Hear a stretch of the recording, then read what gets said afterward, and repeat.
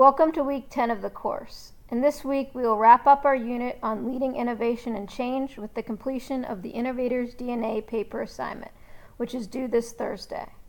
We will then transition into our fourth and final unit for the class, self-management and enhancing leadership capabilities.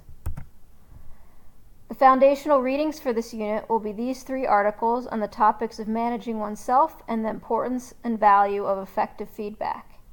In addition to these readings, you will also need to watch a Stanford executive briefing on building a positive feedback organization, as well as watch another video which will give you a brief introduction to a 360-degree assessment that we'll be using in this class called the Leadership Practice Inventory, or LPI for short.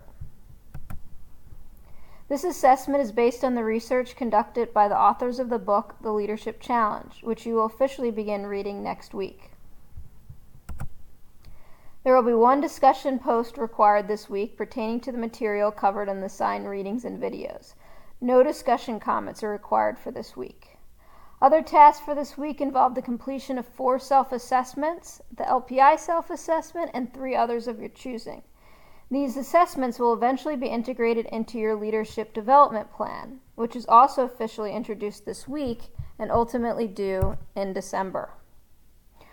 More details on this assignment, as well as all of your other assignments, can be found in the links displayed here. And that's all for this week.